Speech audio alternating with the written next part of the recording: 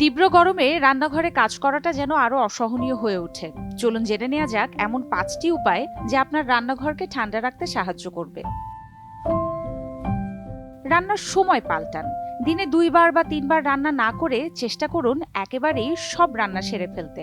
আপনি যদি সকাল সকাল সব রান্না সেরে ফেলতে পারেন, তাহলে দিনের তাপমাত্রা বেড়ে যাওয়ার আগেই আপনি রান্নাঘর ছাড়তে পারবেন। দ্রুত রান্না করা যায় এমন সব রেসিপি বা রন্ধন প্রণালী অনুসরণ করুন।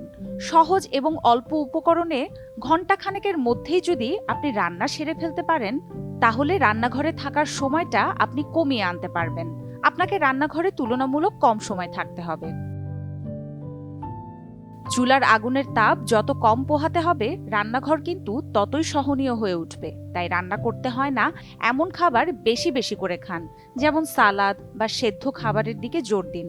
এতে কিন্তু পরিপাকতন্ত্র ভালো থাকবে।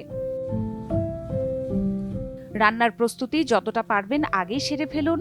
কাটা বাছার কাজ সেরে রাখুন, মশলা তৈরি করে রাখুন। পরিকল্পনার কাজটা যত ভালোভাবে করবেন, রান্নার কাজও তত দ্রুত সেরে ফেলা সম্ভব হবে।